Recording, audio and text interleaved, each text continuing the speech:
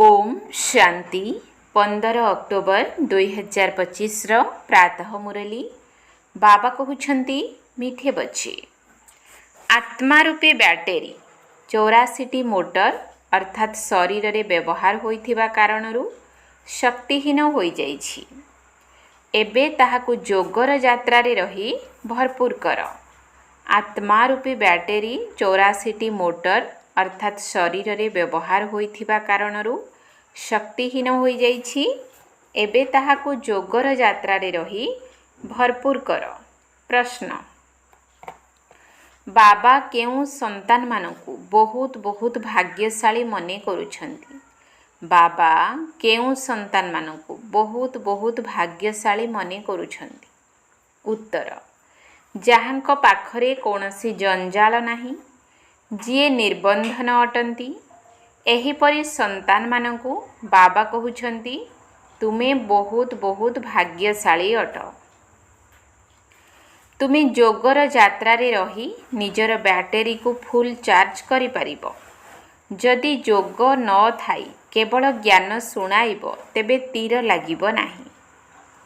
केही केते भी आडंबरर सहित निजर अनुभव सुनाउ थांतु, किंतु निजे जदि धारणा करू नथिबे तेबे भितरे भितरे मन खाई थाए। ओम शांति। मीठा मीठा आत्मिक संतान मानकु आत्मिक पिता बुझाउछंती। आत्मिक पितांकर नाम कौन? शिव बाबा। से बेहद्र पिता एवं भगवान अटंती। मनुष्य मानकु केबे भी बेहद्र बाबा अथवा ईश्वर बा भगवान कुहा जाई पारिबो नाही। जदिও बहुतंकर नाम शिव रहिछि, किंतु सेमाने समस्ते देहधारी अटंती। सेथि पाई तांको भगवान बोली कुहा जाई पारिबो नाही। बाबा बसी संतान मानकु एही कथा बुझाउछंती, मु जहांक शरीर रे प्रवेश करिछि तांकर एहा बहुत जन्मर शेष जन्म अटे। तुम्भ मानकु केही केही पचारुछंती, तुमे यांकु भगवान बोली काहेकि कहुछ? बाबा प्रथमरु ही बुझाउछंती कौनसी स्थूल बा सूक्ष्म देहधारी मानकु भगवान कुहा जीव नाही। सूक्ष्म देहधारी माने हेले सूक्ष्म लोक निवासी, तांकु देवता कुहा जाउछि। भगवान हेउछंती उच्चरु उच्च परम पिता। तांकर नाम उच्चरु उच्च एवं धाम मध्य उच्चरु उच्च परम धाम अटे। बाबा सबु आत्मा मानक सहित सेठारे निवास करंती। तांकर बसिबा स्थान मध्य उच्च अटे। वास्तव रे ताहा कोनसी बसिबार स्थान नुहे। जेपरि स्टार केउंठी कोन बसिछि कि छिड़ा होइछि ना, तुमे आत्मा माने मध्य निज शक्ति आधार रे सेठारे छिड़ा होइछ। एपरि शक्ति मिलुछि जे सेठारे जाई छिड़ा होइथांती। बापांको नाम हेउछि सर्वशक्तिमान। तांकठारु शक्ति मिलुछि। आत्मा तांको मने पकाउछि, जहा द्वारा आत्मा रूपी बैटरी चार्ज होई जाउछि। जेपरि मोटर गाड़ी रे बैटरी थाए, तार शक्ति रे ही मोटर चली थाए। बैटरी रे करेंट भर्ती होई रही थाए, पुणी चालू चालू ताहा कमजोर होई जाए। पुणी बैटरी को मेन पावर रे चार्ज करी मोटर रे रखी थांती। ताहा हेउछि हद्र कथा। एहा हेला बेहद्र कथा। तुमर आत्मा रूपी बैटरी तो 5000 वर्ष पर्यंत चालुछि। चाली चाली पुणी खाली होई जाउछि। जणा पड़ी जाए संपूर्ण शेष हुए नाही, किछि ना किछि रही थाए। जेपरि टॉर्च लाइट कम होई जाई थाए ना, आत्मा तो हेउछि एही शरीरर बैटरी। एहा मध्य कमजोर होई जाउछि। बैटरी एही शरीररु बाहारी पुणी द्वितीय तृतीय मोटर रे जाई लागि थाए। 84 मोटर रे ताकु लगा जाई थाए। तेणु एबे बाबा कहउछंती तुमे केते पत्थर बुद्धि अर्थात बुद्धिहीन होई जाइछ। एबे पुनर्बार निजर बैटरी को भरपूर कर। तेबे जोग बल बिना आत्मा केबे भी पवित्र होई परिबो नाही। एकमात्र बाबा ही सर्वशक्तिमान अटंती। ଯାହାଙ୍କ ସହିତ ଯୋଗ ଲଗାଇବାକୁ ହେବ। ବାବା ନିଜେ ନିଜର ପରିଚୟ ଦେଉଛନ୍ତି ଯେ ମୁଁ କିଏ, କିପରି ଅଟେ। ତୁମ ଆତ୍ମାର ବ୍ୟାଟେରୀ କିପରି କମଜୋର ହୋଇଯାଉଛି। ଏବେ ତୁମକୁ ମତ ଦେଉଛି, ମୋତେ ମନେ ପକାଅ, ତେବେ ବ୍ୟାଟେରୀ ସତୋପ୍ରଧାନ ଫାଷ୍ଟ କ୍ଲାସ୍ ହୋଇଯିବ। ଆତ୍ମା ପବିତ୍ର ହେଲେ 24 କ୍ୟାରେଟ୍ର ହୋଇଯାଇଥାଏ। ଏବେ ତୁମେ ଖାଦଯୁକ୍ତ ହୋଇଯାଇଛ। ଶକ୍ତି ବିଲକୁଲ ଶେଷ ହୋଇଯାଇଛି। ଆଉ ସେହି ଶୋଭା ନାହିଁ। ବର୍ତ୍ତମାନ ବାବା ତୁମ୍ଭମାନଙ୍କୁ ବୁଝାଉଛନ୍ତି ଯେ ପିଲାମାନେ, ମୁଖ୍ୟ କଥା ହେଉଛି ଯୋଗଯୁକ୍ତ ହୋଇ ରହିବା ଏବଂ ପବିତ୍ର ହେବା। ନହେଲେ ତ ବ୍ୟାଟେରୀ ଚାର୍ଜ ହେବ ନାହିଁ, ଯୋଗ ଲାଗିବ ନାହିଁ। ଭଲେ କୁକୁଡ଼ା ଭଳି ଜ୍ଞାନୀ ତ ବହୁତ ଅଛନ୍ତି, ଜ୍ଞାନ ତ ବହୁତ ଭଲ ଶୁଣାନ୍ତି, କିନ୍ତୁ ସେଭଳି ଅବସ୍ଥା ନଥାଏ। ବହୁତ ଆଡ଼ମ୍ବର ସହିତ ଅନୁଭବ ଶୁଣାନ୍ତି, କିନ୍ତୁ ମନ ଭିତରେ ଭିତରେ ଖାଉଥାଏ। ଯାହା ମୁଁ ବର୍ଣ୍ଣନା କରୁଛି ସେପରି ଅବସ୍ଥା ତ ମୋର ନାହିଁ। କେହି ପୁଣି କେତେକ ଯୋଗୀ ତ ଆତ୍ମା ମଧ୍ୟ ଅଛନ୍ତି। ବାବା ତ ସନ୍ତାନମାନଙ୍କର ବହୁତ ମହିମା କରୁଛନ୍ତି।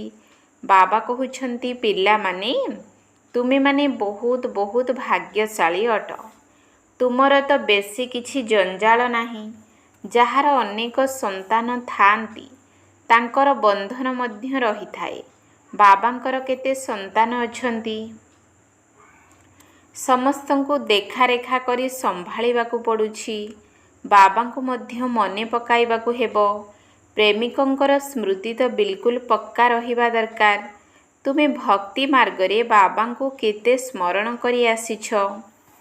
ହେ ଭଗବାନ, ପ୍ରଥମେ ପ୍ରଥମେ ତାଙ୍କର ପୂଜା ମଧ୍ୟ କରିଛ। ପ୍ରଥମେ ନିରାକାର ଭଗବାନଙ୍କର ହିଁ ପୂଜା କରିଥାନ୍ତି। ଏପରି ନୁହେଁ ଯେ ସେ ସମୟରେ ତୁମେ ଆତ୍ମ ଅଭିମାନୀ ହୋଇ ରହୁଛ। ଆତ୍ମ ଅଭିମାନୀମାନେ କ'ଣ ପୂଜା କରିବେ? ବାବା ବୁଝାଉଛନ୍ତି, ସର୍ବପ୍ରଥମେ ଯେତେବେଳେ ଭକ୍ତି ଆରମ୍ଭ ହୁଏ ସେତେବେଳେ ଏକମାତ୍ର ବାବାଙ୍କୁ ହିଁ ପୂଜା କରିଥାନ୍ତି। ଏକମାତ୍ର ଶିବଙ୍କର ହିଁ ପୂଜା କରନ୍ତି। ଯେପରି ରାଜାରାଣୀ ସେହିପରି ପ୍ରଜା। ଭଗବାନ ହେଉଛନ୍ତି ସର୍ବୋଚ୍ଚ। ତାଙ୍କୁ ହିଁ ସ୍ମରଣ କରିବାକୁ ହେବ। ଅନ୍ୟ ଯେଉଁମାନେ ତାଙ୍କ ତଳକୁ ଅଛନ୍ତି, ବ୍ରହ୍ମା, ବିଷ୍ଣୁ, ଶଙ୍କରଙ୍କୁ ମଧ୍ୟ ମନେ ପକାଇବା ଦରକାର ନାହିଁ। ଉଚ୍ଚରୁ ଉଚ୍ଚ ବାବାଙ୍କୁ ହିଁ ମନେ ପକାଇବାକୁ ହେବ। କିନ୍ତୁ ଡ୍ରାମାର ପାର୍ଟ ଏପରି ଯେ ତୁମେ ତଳକୁ ଆସିବାକୁ ବନ୍ଧା ହୋଇ ରହିଛ। ତୁମେ କିପରି ତଳକୁ ଓହ୍ଲାଉଛ ସେକଥା ବାବା ବୁଝାଉଛନ୍ତି। ବାବା ପ୍ରତ୍ୟେକ କଥା ଆଦିରୁ ଅନ୍ତ, ଉପରୁ ତଳ ପର୍ଯ୍ୟନ୍ତ ବୁଝାଉଛନ୍ତି। ପ୍ରଥମେ ଭକ୍ତି ମଧ୍ୟ ସତୋପ୍ରଧାନ ଥାଏ, ପୁଣି ସତୋ ରଜୋ ତମୋ ହୁଏ। ଏବେ ତୁମେ ପୁଣି ସତୋପ୍ରଧାନ ହେଉଛ। ଏହିଥିରେ ହିଁ ପରିଶ୍ରମ ରହିଛି। ତୁମମାନଙ୍କୁ ପବିତ୍ର ହେବାକୁ ପଡ଼ିବ। ନିଜକୁ ଦେଖ, ମାୟା କେଉଁଠି ଧୋକା ତ ଦେଉନାହିଁ। ମୋର ଦୃଷ୍ଟି ବିକାରିତ ହେଉନାହିଁ। କୌଣସି ପାପର ଖିଆଲ ତ ଆସୁନାହିଁ। ଗାୟନ ମଧ୍ୟ ଅଛି, ପ୍ରଜାପିତା ବ୍ରହ୍ମାଙ୍କର ସନ୍ତାନ ବ୍ରାହ୍ମଣ ବ୍ରାହ୍ମଣୀ। ତେଣୁ ଭାଇ ଭଉଣୀ ହେଲେ ନା। ଏଠାକାର ବ୍ରାହ୍ମଣ ମଧ୍ୟ ନିଜକୁ ବ୍ରହ୍ମାଙ୍କର ସନ୍ତାନ ବୋଲି କହିଥାନ୍ତି। ତୁମେ ମଧ୍ୟ ବ୍ରାହ୍ମଣ ଭାଇ ଭଉଣୀ ହେଲ ନା। ପୁଣି ବିକାରୀ ଦୃଷ୍ଟି କାହିଁକି ରଖୁଛ? ବ୍ରାହ୍ମଣମାନଙ୍କୁ ତ ତୁମେମାନେ ଭଲ ରୂପେ ଦୃଷ୍ଟି ଦେଇପାରିବ। ବର୍ତ୍ତମାନ ତୁମେମାନେ ହିଁ ଜାଣୁଛ ଯେ ବ୍ରହ୍ମାଙ୍କର ସନ୍ତାନ ବ୍ରାହ୍ମଣ ବ୍ରାହ୍ମଣୀ ହୋଇ ସତ୍ୟଯୁଗରେ ପୁଣି ଦେବତା ହେଉଛନ୍ତି। କହୁଛନ୍ତି ମଧ୍ୟ ଯେ ବାବା ଆସି ବ୍ରାହ୍ମଣ ଦେବୀ ଦେବତା ଧର୍ମର ସ୍ଥାପନା କରିଥାନ୍ତି। ଏହା ବୁଝିବା କଥା ଅଟେ ନା। ବ୍ରହ୍ମାଙ୍କର ସନ୍ତାନ ଆମେ ଭାଇ ଭଉଣୀ ହୋଇଗଲୁ। ତେଣୁ କଦାପି କୁଦୃଷ୍ଟି ଯିବା ଅନୁଚିତ, ତାହା ରୋକିବା ଦରକାର। ଇଏ ମଧ୍ୟ ମୋର ମିଠା ଭଉଣୀ ଅଟନ୍ତି। ସେହି ସ୍ନେହ ରହିବା ଉଚିତ। ଯେପରି ବ୍ଲଡ଼ କନେକ୍ସନର ସ୍ନେହ ରହିଥାଏ, ତାହା ପରିବର୍ତ୍ତନ ହୋଇ ଆତ୍ମିକ ସ୍ନେହ ହୋଇଯାଉ। ଏଥିରେ ବହୁତ ବହୁତ ପରିଶ୍ରମ ରହିଛି। ଯୋଗ ମଧ୍ୟ ବହୁତ ସହଜ। ନିଜକୁ ଆତ୍ମା ଭାବି ବାବାଙ୍କୁ ମନେ ପକାଇବାକୁ ହେବ। ବିକାରୀ ଦୃଷ୍ଟି ରଖିବା ଉଚିତ ନୁହେଁ। ବାବା ବୁଝାଇଛନ୍ତି ଯେ ଏହି ଆଖି ବହୁତ ଧୋକା ଦେଇଥାଏ। ଏହାକୁ ପରିବର୍ତ୍ତନ କରିବାକୁ ହେବ। ମୁଁ ହେଉଛି ଆତ୍ମା। ବର୍ତ୍ତମାନ ମୁଁ ଶିବ ବାବାଙ୍କର ସନ୍ତାନ। ତାଙ୍କ ଦ୍ୱାରା ପୋଷ୍ୟ ହୋଇଥିବା ଆମେ ଭାଇ ଭଉଣୀ ଅଟୁ। ଆମେ ନିଜକୁ ବିକେ ବୋଲି କହୁଛୁ। ଚାଲିଚଳନରେ ଅନ୍ତର ତ ରହୁଛି ନା। ଶିକ୍ଷକଙ୍କର କାମ ହେଲା କ୍ଲାସରେ ସମସ୍ତଙ୍କୁ ପଚାରିବା, ତୁମେମାନେ ଜାଣିପାରୁଛ ଆମର ଭାଇ ଭଉଣୀର ଦୃଷ୍ଟି ଅଛି ନା କିଛି ଚଞ୍ଚଳତା ରହୁଛି? ସତ୍ୟ ବାବାଙ୍କ ପାଖରେ ସତ ନ କହି ଯଦି ମିଛ କହିଲ ତେବେ ବହୁତ ଦଣ୍ଡ ମିଳିବ। କୋର୍ଟରେ ଶପଥ ପାଠ କରନ୍ତି ନା, ସତ୍ୟ ଈଶ୍ୱର ବାବାଙ୍କ ପାଖରେ ସତ୍ୟ କହିବୁ। ସତ୍ୟ ବାବାଙ୍କର ସନ୍ତାନ ମଧ୍ୟ ସତ୍ୟ ଅଟନ୍ତି। ବାବା ସତ୍ୟ ଅଟନ୍ତି ନା, ସିଏ ସତ୍ୟ ହିଁ କହୁଛନ୍ତି। ବାକି ସବୁ ହେଉଛି ଗପ। ନିଜକୁ ଶ୍ରୀ ଶ୍ରୀ 108 ବୋଲି କହୁଛନ୍ତି। ବାସ୍ତବରେ ଏହା ତ ମାଳା, ଯାହାକୁ ସ୍ମରଣ କରୁଛନ୍ତି। ଏକଥା ମଧ୍ୟ ଜାଣନ୍ତି ନାହିଁ ଯେ ଆମେ କାହିଁକି ସ୍ମରଣ କରୁଛୁ। ବୌଦ୍ଧମାନଙ୍କର ଏବଂ ଖ୍ରୀଷ୍ଟିଆନମାନଙ୍କର ମଧ୍ୟ ମାଳା ଥାଏ। ପ୍ରତ୍ୟେକ ନିଜ ନିଜର ପ୍ରଥା ଅନୁସାରେ ମାଳା ଗଢ଼ାନ୍ତି। ତୁମ୍ଭମାନଙ୍କୁ ଏବେ ଜ୍ଞାନ ମିଳିଯାଇଛି। ସେମାନଙ୍କୁ କୁହ, ଯେଉଁ 108 ମାଳା ରହିଛି ତା ଉପରେ ଥିବା ଫୁଲ ତ ହେଉଛନ୍ତି ନିରାକାର। ତାଙ୍କୁ ହିଁ ସମସ୍ତେ ମନେ ପକାଉଛନ୍ତି। ତାଙ୍କୁ ସ୍ମରଣ କରି ଆମେ ସ୍ୱର୍ଗର ପାଟରାଣୀ ଅର୍ଥାତ୍ ମହାରାଣୀ ହେଉଛୁ। ନରରୁ ନାରାୟଣ, ନାରୀରୁ ଲକ୍ଷ୍ମୀ ହେବା, ଏହା ହେଉଛି ସୂର୍ଯ୍ୟବଂଶୀ ମଖମଲ ଭଳି ପାଟରାଣୀ ହେବା। ପୁଣି ପରେ ଖଦି ଭଳି ହୋଇଯାଆନ୍ତି। ତେଣୁ ଏଭଳି ପଏଣ୍ଟସ୍ ବୁଦ୍ଧିରେ ରଖି ବୁଝାଇବା ଉଚିତ। ତେବେ ତୁମର ନାମ ବହୁତ ପ୍ରସିଦ୍ଧ ହେବ। କଥା କହିବାରେ ସିଂହୀ ପରି ସାହସୀ ହୁଅ। ତୁମେ ହେଉଛ ଶିବଶକ୍ତି ସେନା ନା? ଅନେକ ପ୍ରକାରର ସେନା ଅଛନ୍ତି ନା? ତୁମେମାନେ ମଧ୍ୟ ସେଠାକୁ ଯାଇ ଦେଖ କ'ଣ ଶିଖାଉଛନ୍ତି। ଲକ୍ଷ ଲକ୍ଷ ମଣିଷ ଯାଆନ୍ତି। ବାବା ବୁଝାଉଛନ୍ତି, କ୍ରିମିନାଲ ଆଖି ବହୁତ ଧୋକା ଦେଇଥାଏ। ନିଜର ସ୍ଥିତିର ବର୍ଣ୍ଣନା କରିବା ଉଚିତ। ଅନୁଭବ ଶୁଣାଇବା ଦରକାର ଯେ ଆମେ ଘରେ କିପରି ରହୁଛୁ, ଅବସ୍ଥାରେ କ'ଣ ପ୍ରଭାବ ପଡ଼ୁଛି। ଡାଏରୀ ରଖ, ଏହି ଅବସ୍ଥାରେ ମୁଁ କେତେ ସମୟ ରହୁଛି। ବାବା ବୁଝାଉଛନ୍ତି ଯେ ବଳବାନ ସହିତ ମାୟା ମଧ୍ୟ ବଳବାନ ହୋଇ ଲଢ଼ିଥାଏ। ଏହା ଯୁଦ୍ଧକ୍ଷେତ୍ର ଅଟେ ନା। ମାୟା ବହୁତ ବଳବାନ। ମାୟା ଅର୍ଥାତ୍ 5 ବିକାର। ଧନକୁ ସମ୍ପତ୍ତି ବୋଲି ମଧ୍ୟ କୁହାଯାଏ। ଯାହା ପାଖରେ ଅଧିକ ସମ୍ପତ୍ତି ଥାଏ ସିଏ ଅଧିକ ଅଜାମିଳ ସଦୃଶ ମହାପାପୀ ମଧ୍ୟ ହୋଇଥାଏ। ବାବା କହୁଛନ୍ତି, ସର୍ବପ୍ରଥମେ ତୁମେ ବେଶ୍ୟାମାନଙ୍କୁ ତ ଉଦ୍ଧାର କର, ତେବେ ସେମାନେ ପୁଣି ନିଜର ସଂଗଠନ ତିଆରି କରିବେ। ଆମକୁ ତ ବାବାଙ୍କ ଠାରୁ ବର୍ଷା ନେବାକୁ ହେବ। ବାବା କହୁଛନ୍ତି, ମୁଁ ତୁମକୁ ଶିବାଳୟର ମାଲିକ କରିବା ପାଇଁ ଆସିଛି। ଏହା ତୁମମାନଙ୍କର ଅନ୍ତିମ ଜନ୍ମ ଅଟେ। ବେଶ୍ୟାମାନଙ୍କୁ ବୁଝାଇବା ଦରକାର ଯେ ତୁମ୍ଭମାନଙ୍କ ଯୋଗୁଁ ଭାରତର ଇଜ୍ଜତ ଏତେ ଚାଲିଯାଇଛି। ଏବେ ଶିବାଳୟକୁ ନେଇଯିବା ପାଇଁ ବାବା ଆସିଛନ୍ତି। ଆମେ ଶ୍ରୀମତ ଅନୁସାରେ ତୁମ ପାଖକୁ ଆସିଛୁ। ବର୍ତ୍ତମାନ ତୁମେ ବିଶ୍ୱର ମାଲିକ ହୋଇଯାଅ। ଆମ ସଦୃଶ ଭାରତର ଗୌରବ ରକ୍ଷା କର। ଆମେ ମଧ୍ୟ ବାବାଙ୍କୁ ମନେ ପକାଇବା ଦ୍ୱାରା ପବିତ୍ର ହେଉଛୁ। ତୁମେ ବି ଏହି ବିକାରୀ କାମ ଗୋଟିଏ ଜନ୍ମ ପାଇଁ ଛାଡ଼ିଦିଅ। ଦୟା ତ କରିବାକୁ ହେବ ନା। ତେବେ ତୁମର ବହୁତ ମହିମା ହୋଇଯିବ। ତେବେ କହିବେ ଯେ ଏହାଙ୍କ ପାଖରେ ତ ଏପରି ଶକ୍ତି ଅଛି ଯେ ଏମାନଙ୍କ ଠାରୁ ଏଭଳି ଖରାପ ଧନ୍ଦା ମଧ୍ୟ ଛଡ଼ାଇ ଦେଲେ। ସମସ୍ତଙ୍କର ସଂଗଠନ ରହିଛି। ତୁମେ ନିଜର ସଂଗଠନ କରି ସରକାରଙ୍କ ଠାରୁ ଯାହା ସାହାଯ୍ୟ ଚାହିଁବ ତାହା ନେଇପାରିବ। ତେଣୁ ବର୍ତ୍ତମାନ ଏପରି ବିକାରୀ ଯେଉଁମାନେ ଭାରତର ନାମ ବଦନାମ କରିଛନ୍ତି ତାଙ୍କର ସେବା କର। ତୁମର ମଧ୍ୟ ସଂଗଠନ ବହୁତ ପକ୍କା ହେବା ଦରକାର। ଯେପରି 10-12 ଜଣ ମିଳିମିଶି ଯାଇ ବୁଝାଇବେ। ଭଲ ଭଲ ମାତାମାନେ ମଧ୍ୟ ଥିବା ଦରକାର। କେହି ନୂଆ ଯୁଗଳ ଥିଲେ କୁହନ୍ତୁ ଯେ ଆମେ ପବିତ୍ର ରହୁଛୁ। ପବିତ୍ର ରହିଲେ ହିଁ ବିଶ୍ୱର ମାଲିକ ହେବ। ତେବେ ପବିତ୍ର କାହିଁକି ନ ରହିବ? ସମସ୍ତେ ଦଳବଦ୍ଧ ହୋଇଯାଅ। ସେଠାକୁ ଯାଇ ବହୁତ ନମ୍ରତାର ସହିତ କୁହ ଯେ ଆମେ ଆପଣଙ୍କୁ ପରମପିତା ପରମାତ୍ମାଙ୍କର ସନ୍ଦେଶ ଦେବାକୁ ଆସିଛୁ। ଏବେ ବିନାଶ ସମ୍ମୁଖରେ ଉପସ୍ଥିତ ହୋଇଗଲାଣି। ବାବା କହୁଛନ୍ତି ମୁଁ ସମସ୍ତଙ୍କର ଉଦ୍ଧାର କରିବା ପାଇଁ ଆସିଛି। ତୁମେ ବି ଏହି ଗୋଟିଏ ଜନ୍ମ ବିକାରରେ ଯାଅ ନାହିଁ। ତୁମେ ବୁଝାଇ ପାରିବ ଯେ ଆମେ ବ୍ରହ୍ମା କୁମାର ବ୍ରହ୍ମା କୁମାରୀମାନେ ନିଜର ହିଁ ତନ ମନ ଧନ ଆଧାରରେ ସେବା କରୁଛୁ। ଆମେ ତ ଭିକ ମାଗୁନାହୁଁ, ଆମେ ଈଶ୍ୱରଙ୍କର ସନ୍ତାନ ଅଟୁ। ଏହିପରି ଭାବେ ଯୋଜନା କର। ଏପରି ନୁହେଁ ଯେ ତୁମେ ସାହାଯ୍ୟ କରିପାରିବ ନାହିଁ। ଏପରି କାମ କର ଯେପରି ବାହାବାହା ମିଳିବ। ସାହାଯ୍ୟ କରିବା ପାଇଁ ହଜାର ହଜାର ବାହାରି ଆସିବେ। ଏହିଭଳି ନିଜର ସଂଗଠନ ବନାଅ। ମୁଖ୍ୟମାନଙ୍କୁ ଚୟନ କରି ଆଲୋଚନା କର। ପିଲାମାନଙ୍କୁ ସମ୍ଭାଳିବା ପାଇଁ ତ ବହୁତ ବାହାରିବେ।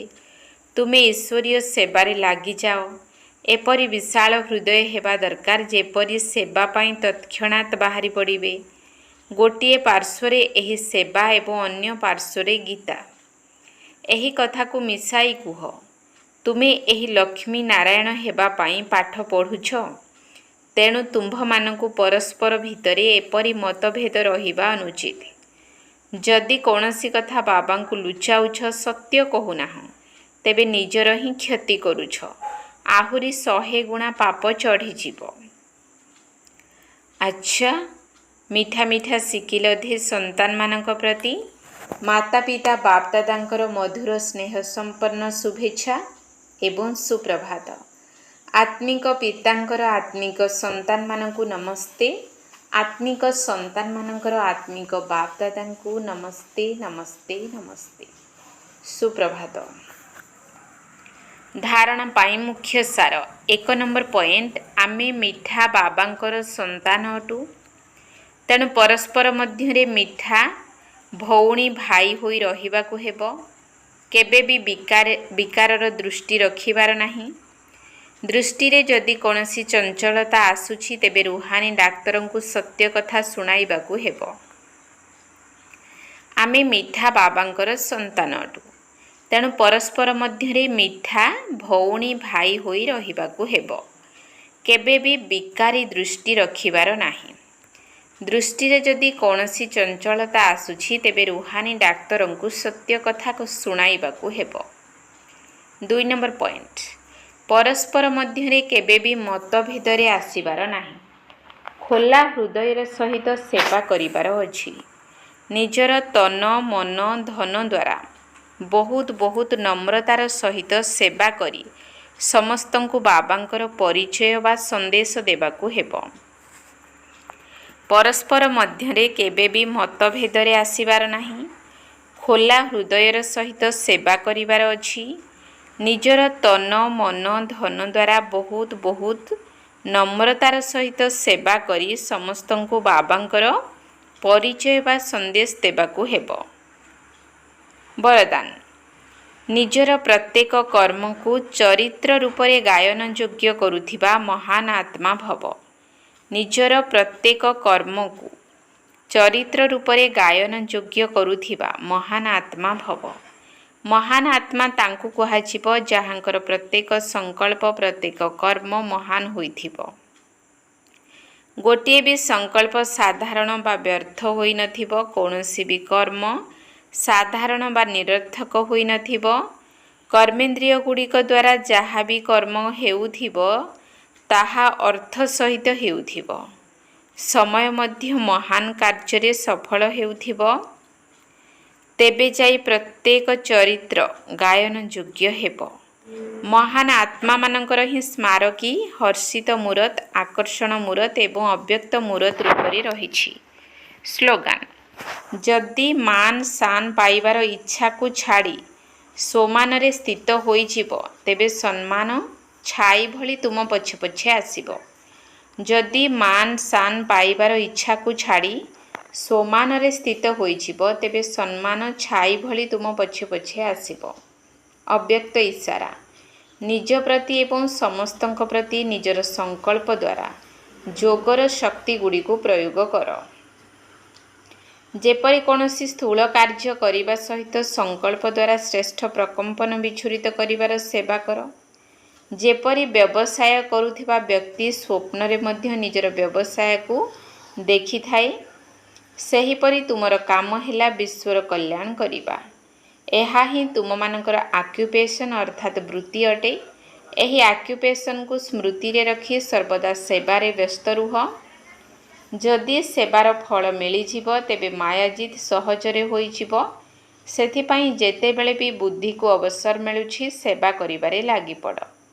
ଓମ୍ ଶାନ୍ତି।